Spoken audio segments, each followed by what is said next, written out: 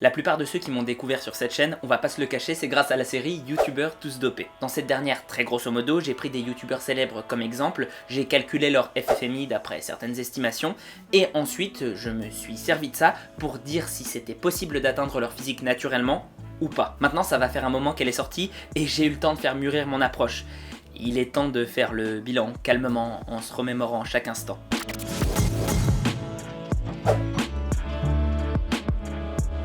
Déjà, on va bien se faire rentrer un truc dans le crâne, le but de la série n'était pas d'aller à la chasse aux dopés. Chacun vit sa vie. Mais plutôt de me servir d'exemple célèbre pour illustrer mon propos, la limite naturelle. Cette dernière, je l'avais arbitrairement placée à 25 de FFMI, Fat Free Mass Index, à 10% de masse grasse. Ce pour une raison simple, j'avais vu une vidéo de Vitruvian Physique où il s'appuyait sur une étude, il la détaillait même sur des bodybuilders de l'ère pré-stéroïdienne qui fixaient la limite à cet endroit-là. Premier problème, je n'avais pas le bagage à l'époque pour pouvoir faire une aussi bonne critique des études que ce dont je suis capable actuellement, tout en sachant qu'en ce moment, je me considère comme loin d'être parfait. Deuxième problème, je ne m'étais intéressé qu'à l'analyse de Vitruvian Physique, et pas celle d'autres personnes. Avec le recul, ça semble idiot, mais en réalité, c'est tout à fait normal. C'est seulement parce qu'on accorde de la confiance aux influenceurs qu'on suit qu'ils le sont. Donc petit conseil au passage, toujours faire ses recherches personnelles, en plus de ce qu'on peut voir ou lire. Surtout si ça va à l'encontre de ce qu'on pensait au départ,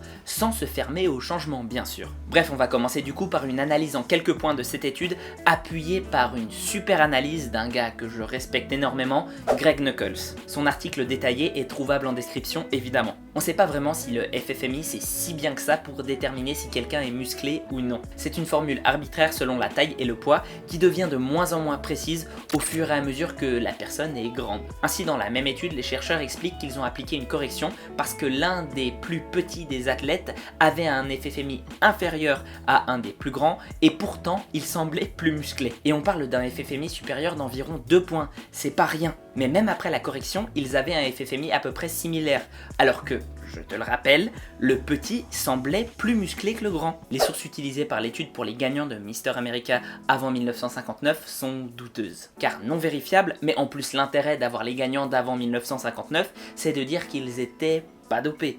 Or, on sait que les stéroïdes ont commencé à se démocratiser à partir du début des années 50. Bon, ça n'annule pas complètement l'étude parce qu'ils étaient loin d'être aussi populaires que de nos jours.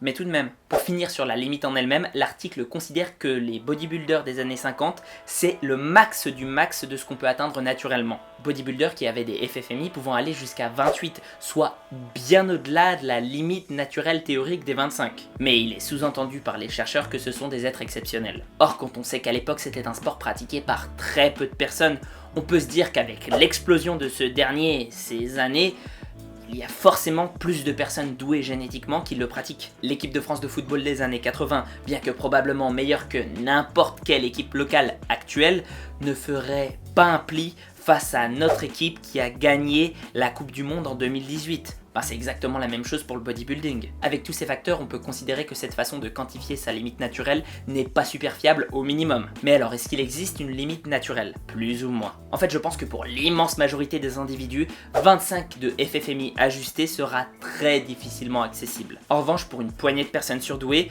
aller au-delà est largement envisageable. Par exemple, on a vu des relevés de footballeurs américains à l'université et ils ont une moyenne de FFMI à 28.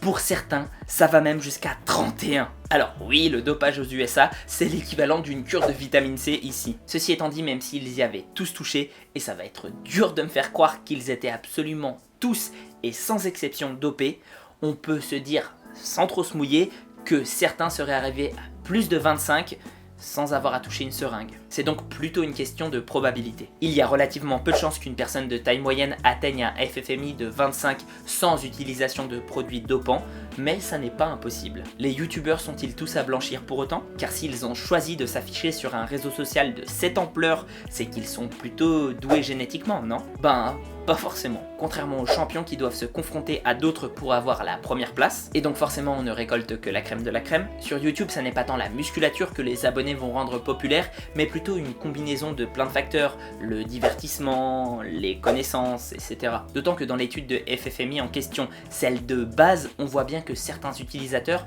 n'ont avec les produits, même pas dépasser les 21. Donc même si les youtubeurs font effectivement partie de la frange de la population la plus musclée, à partir de 22 à 23 de capital, on est déjà avec une bonne base génétique. Et comme le disait le Dr TN dans une de ses vidéos, on n'est pas obligé de se doper juste pour dépasser son capital génétique. On peut utiliser le dopage pour plein d'autres raisons, par exemple pour se maintenir quand on a une activité annexe qui ne nous laisse plus le temps de nous entraîner. Comment savoir alors si quelqu'un est dopé ? Comme je l'ai déjà dit, je suis plutôt opposé à la chasse aux dopés. Mais je pense aussi qu'on peut avoir besoin de modèles afin de garder la tête froide.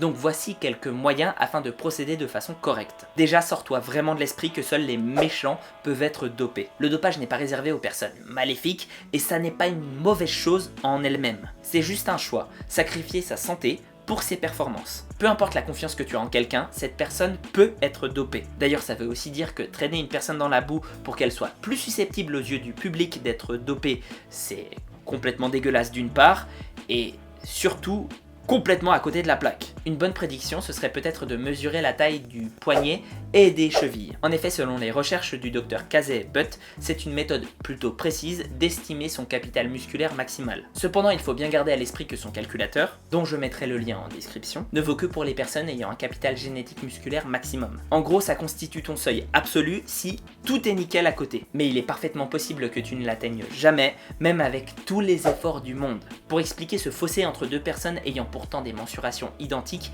il y a tout un tas de critères. Par exemple les niveaux hormonaux, mais aussi l'activité physique pendant ta croissance qui semble jouer un rôle capital d'après ce que j'en lis en ce moment, etc. etc. En revanche, si quelqu'un dépasse de plus de 5% les prédictions de Casey et Butt, on peut avoir de grosses suspicions sur son dopage. Il y a aussi la méthode Gun Deal, plutôt simple et efficace. Si un gars s'est entraîné pendant des années, a stagné, puis s'est mis à exploser d'un coup, on peut quand même se poser des questions. Deux limitations cependant. Déjà, il faut bien connaître l'historique de la personne. Être sûr qu'elle ne ment ni ne triche à l'heure actuelle, mais aussi par le passé. Mais aussi que les objectifs de cette personne n'ont pas changé. Lucas Guif ou Nassim ont cherché pendant longtemps la sécheresse à tout prix, alors que maintenant, c'est moins le cas. Or, le gras, c'est le leurre du naturel, ne l'oublie pas. Ah oui aussi, avant de finir, petit aparté. Plus tu t'éloignes des 10% de masse grasse, moins les prédictions du FFMI sont bonnes. Donc pour tous ceux qui disent « Ouah, il est dopé, il a 25 de FFMI à 15% de masse grasse », ça n'a aucun sens. Pour résumer, le FFMI n'est pas une mesure ultra précise pour savoir si quelqu'un est musclé ou non, et elle l'est de moins en moins au fur et à mesure que la taille et le taux de masse grasse augmentent. Ta limite est individuelle, certains outils existent pour t'aider à peu près l'estimer,